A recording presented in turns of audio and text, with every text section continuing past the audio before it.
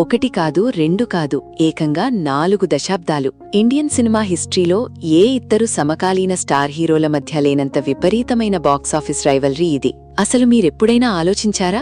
ఒకే సీజన్లో ఇద్దరు biggest super stars తలపడితే box office దగ్గర ఎన్ని వందల కోట్లు రిస్క్లో ఉంటాయో? టాలీవుడ్ ట్రేడ్ లెక్కల ప్రకారం సంక్రాంతి అనేది కేవలం ఒక పండగ మాత్రమే కాదు, అది ఒక ఫైనాన్షియల్ బ్యాటిల్ గ్రౌండ్. ఇక్కడ గెలిస్తే కింగ్, ఓడితే ఆ ఇంపాక్ట్ కేవలం ఆ సినిమా మీద మాత్రమే కాదు, ఆ హీరో మార్కెట్ వాల్యూ మీద కూడా పడుతుంది. ముఖ్యంగా మెగాస్టార్ చిరంజీవి మరియు నందమూరి బాలకృష్ణ మధ్య జరిగే సంక్రాంతి వార్స్ కి ఒక ప్రత్యేకమైన హిస్టరీ ఉంది. వీరిద్దరూ బరిలో ఉన్నారంటే అది కేవలం సినిమాల మధ్య క్లాష్ కాదు, అది ఒక ఇమోషనల్ వార్. నిజానికి ఈ యుద్ధం ఇవాల్టిది కాదు, 1980ల నుండే మొదలైంది. కానీ అందరి మైండ్ బ్లాక్ అయిన విషయమేంటంటే 2001లో జరిగిన ఆ ఐకానిక్ క్లాష్. ఒకవైపు చిరంజీవి మృగరాజు సినిమాతో హాలీవుడ్ రేంజ్ అడ్వెంచర్ మూవీతో వస్తే, బాలకృష్ణ నరసింహనాయుడుతో ప్యూర్ మాస్ యాక్షన్ డ్రామాతో వచ్చారు. ఇక్కడే ఆడియన్స్ సైకాలజీ మొత్తం మారిపోయింది. సినిమా ఎలా ఉన్నా ఆ పండగ సీజన్లో మాస్ ఎలివేషన్స్ కి బాక్సాఫీస్ ఎంతలా బ్రహ్మరథం పడుతుందో ఆ రోజు నరసింహనాయుడు సృష్టించిన రికార్డులే సాక్ష్యం.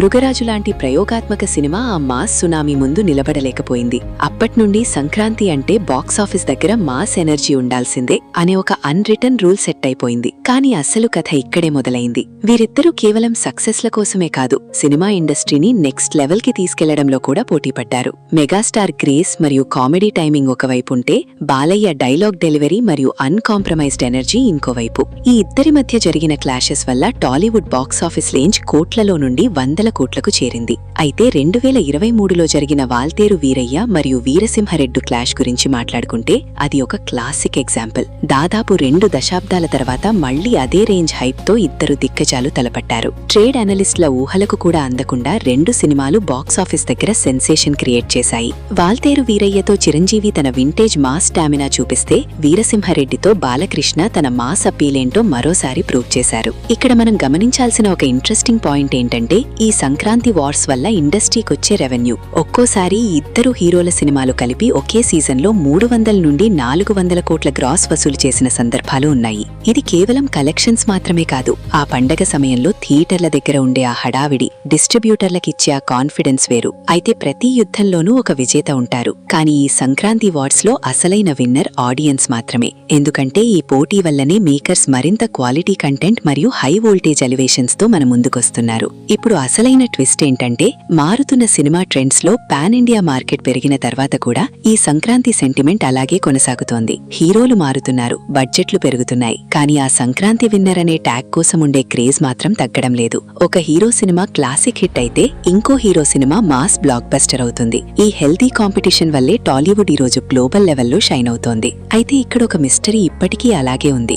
ఎంతమంది కుర్ర హీరోలు వచ్చినా, ఎంతమంది పాన్ ఇండియా స్టార్స్ బరిలో ఉన్నా, సంక్రాంతి అనగానే చిరంజీవి, బాలకృష్ణ పేర్లు ఎందుకు అంత వైబ్రేషన్ క్రియేట్ చేస్తాయి? అది వారి బ్రాండ్ ఇమేజ్ వల్లనా, లేక ఆడియన్స్ లో ఉన్న ఆ సెంటిమెంట్ వల్లనా? ఈ సీనియర్ హీరోల బాక్సాఫీస్ స్టామినా చూస్తుంటే ఒక విషయం క్లియర్ గా అర్థమవుతుంది. వయసు పెరుగుతున్నా వారి మార్కెట్ రేంజ్ ఏమాత్రం తగ్గలేదు, సరికదా మరింత పెరుగుతోంది. వీరు సృష్టించిన ఈ బాక్సాఫీస్ బెంచ్ మార్క్స్ ని నెక్స్ట్ జనరేషన్ హీరోలు ఎంతవరకు మ్యాచ్ చేయగలరు అనేది ఒక పెద్ద ప్రశ్న.